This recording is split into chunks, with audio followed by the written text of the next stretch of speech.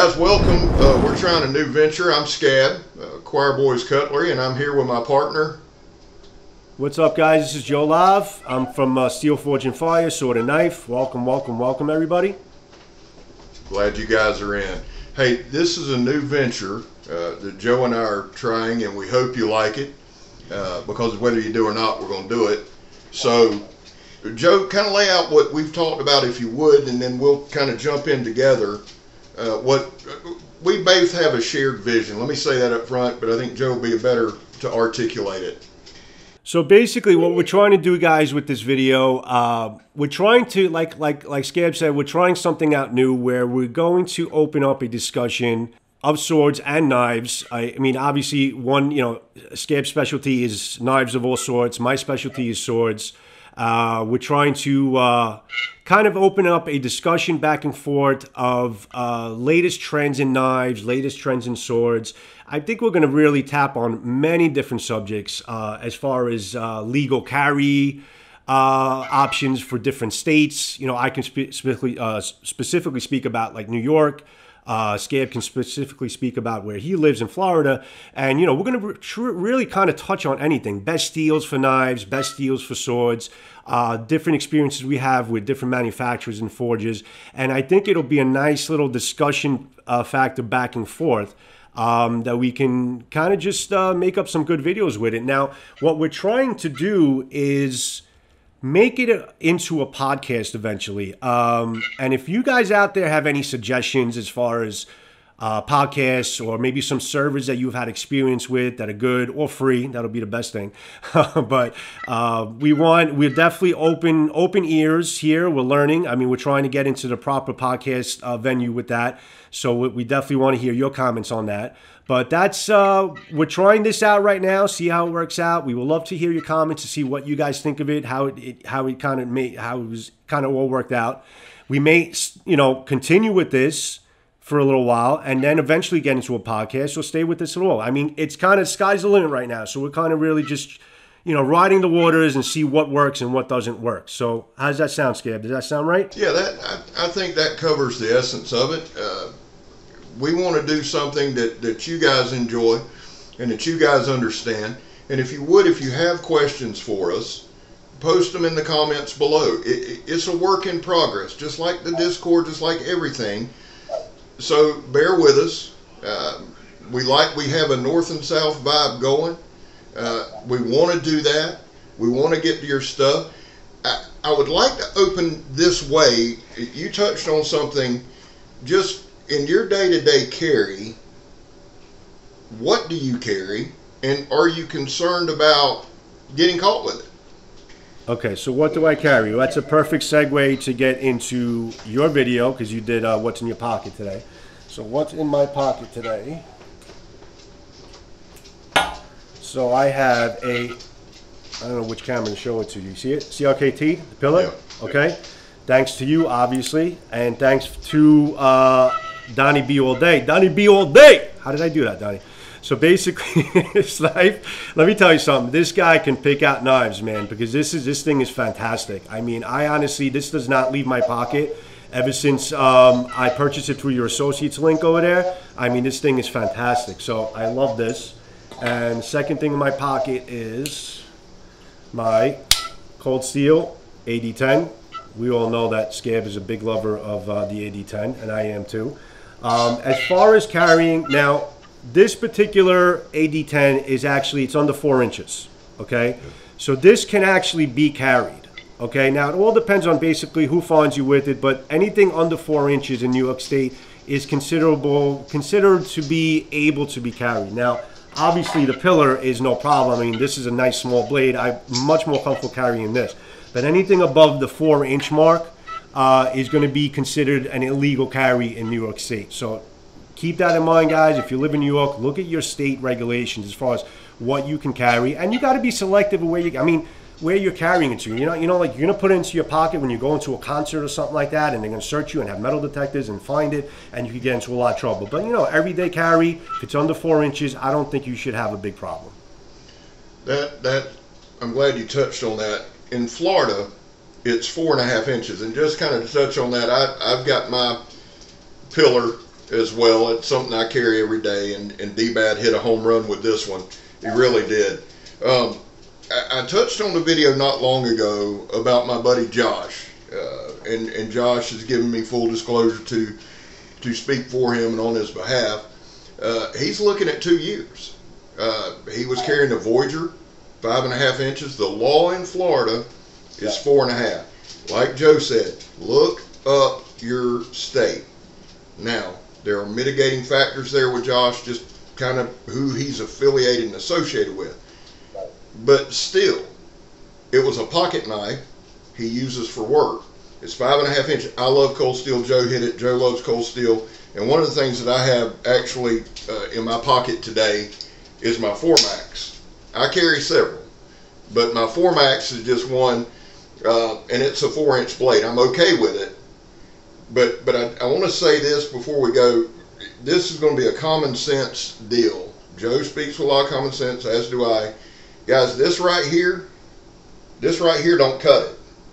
And Joe, one of the things I'm doing is, you'll hear this a lot down here. Well, if it fits across the palm of your hand. That's the dumbest ass thing ever. The law in Florida is 4.5 inches. And let me say this, in the comments, look up your state law and put it in. There are a few that don't have any. So that would be interesting to see. But that's one of the things we'll talk about here and go into here, and can you carry it? What is your experience with cold steel as far as carrying? One more thing that you should consider also, if they're folders or automatics. Yeah. Automatics are completely prohibited in New York State. Okay. You can't have an automatic opener. They're legal. So that's in Florida. Completely, you cannot have an automatic opener. So that's, even if it's a smaller blade, if it's an automatic open for whatever reason, it's easy to engage or whatever. That's automatically, prohibited. It doesn't even matter the size if it's an automatic open. An actual manual folder under a certain amount of inches on the blade, it should be okay. Fixed blades, forget about it. I mean, everybody's had, yeah. I mean, I would love to be carrying my Bowie in a park right now, and I'd see what the hell happens to me. So please, guys, consider that, and protect yourself. We all love knives, but we all live in a reality world here, and you have to consider what you're carrying, where you're carrying it, and how you get caught with it. So please keep that in mind. We endorse all types of knives, all types of sizes. But you need to be responsible yourself and see what you're able to carry and not. So that's a great point, Scab. The other thing in New York City or New York State, plastic knives are illegal. Really?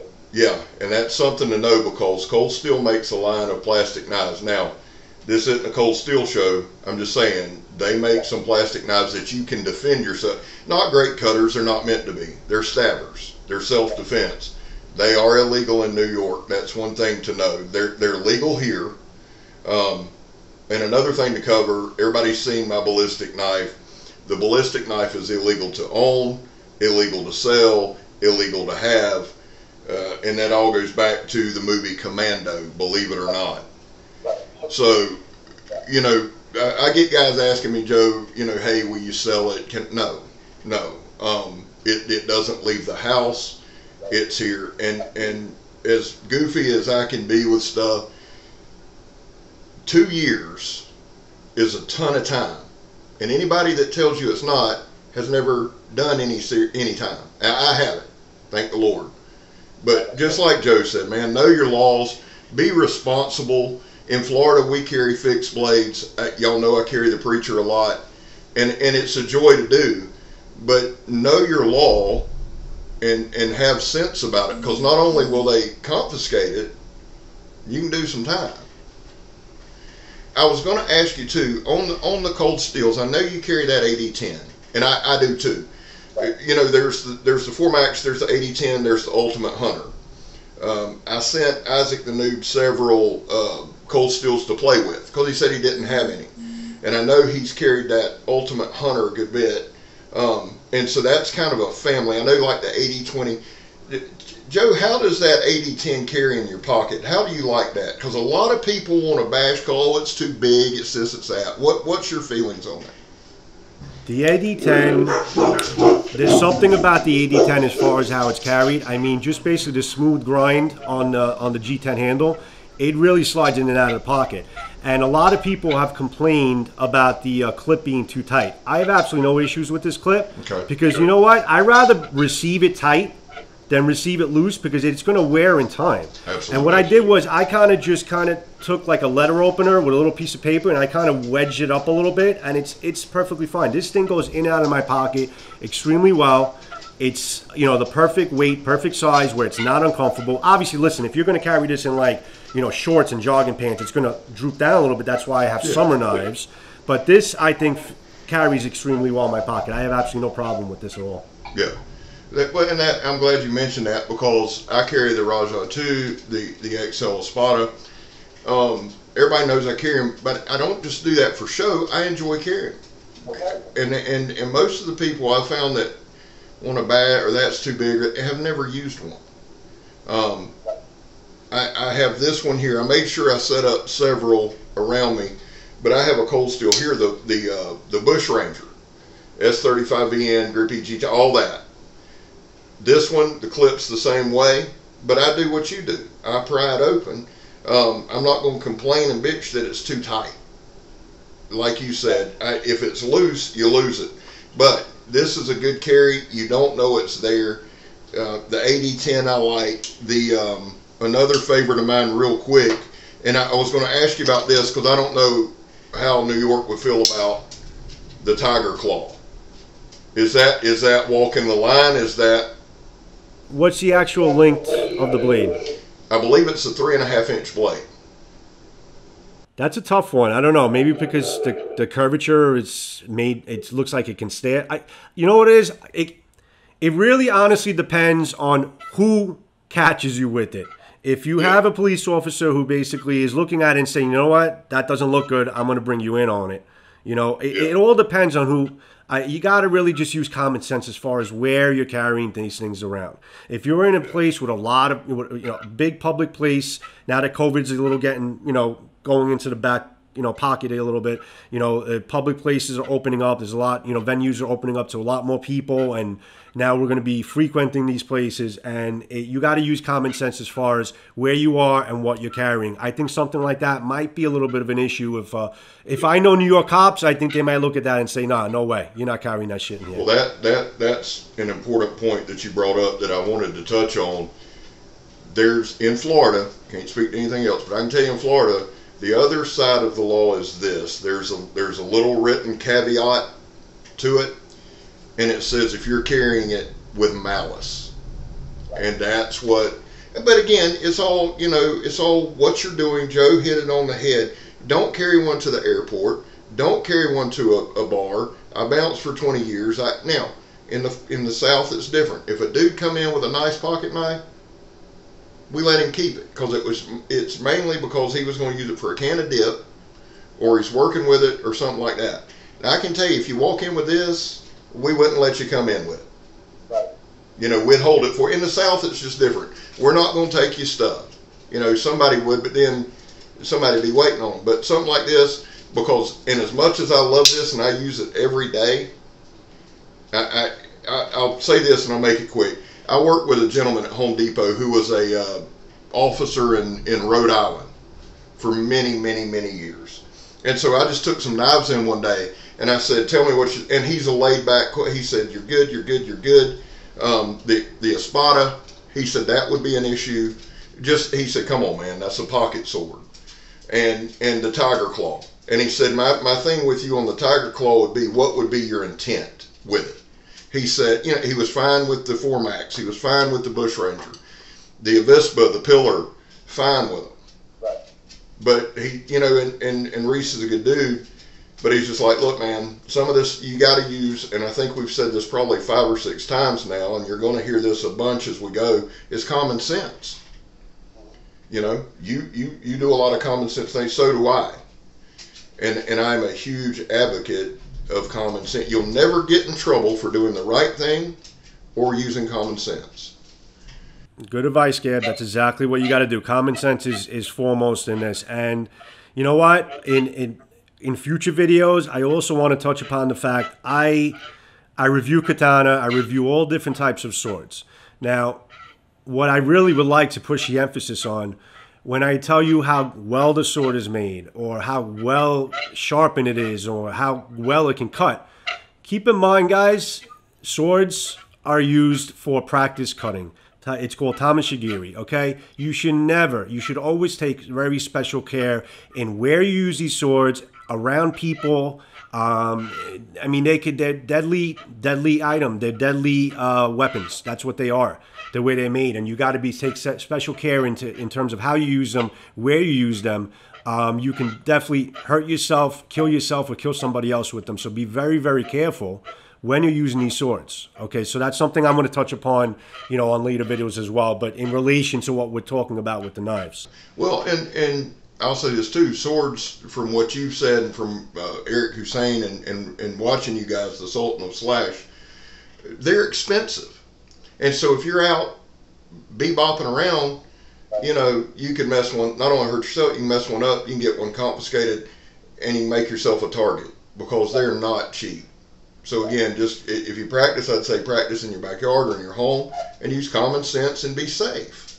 Be very careful where you go with them in public places. Make sure there's nobody around. There's no regulations as far as where you can use these things, and then you'll be fine. I mean, you got to plan ahead. You have to understand, owning these knives and swords are a responsibility. Okay, you have a responsibility when you carry these things around and when you use them to cut.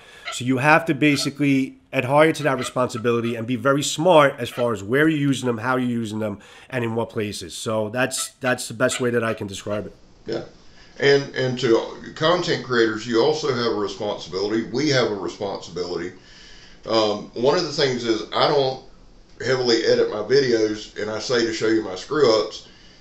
We have a responsibility to let everybody know they're dangerous, and they should be.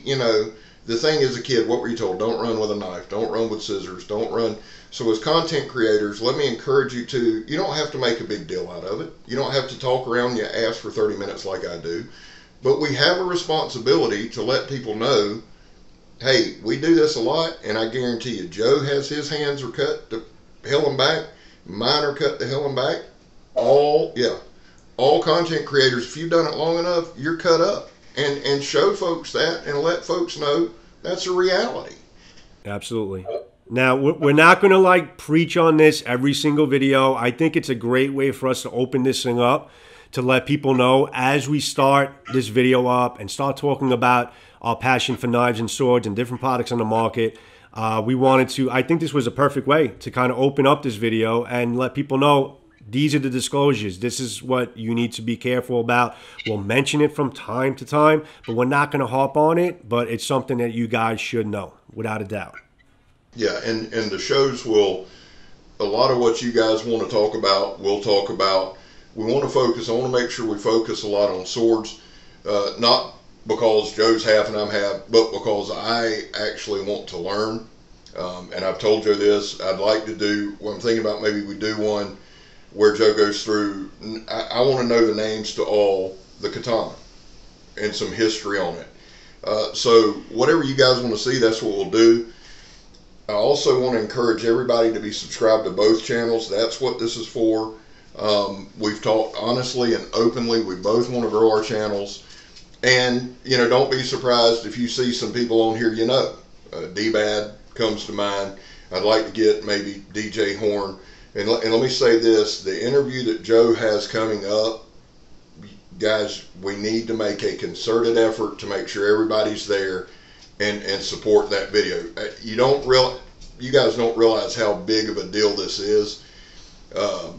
Walter is an icon in the sword thing, and I want to make sure, I can't wait for it. I know Joe's pumped up about it. I think you've got a pre-meeting today?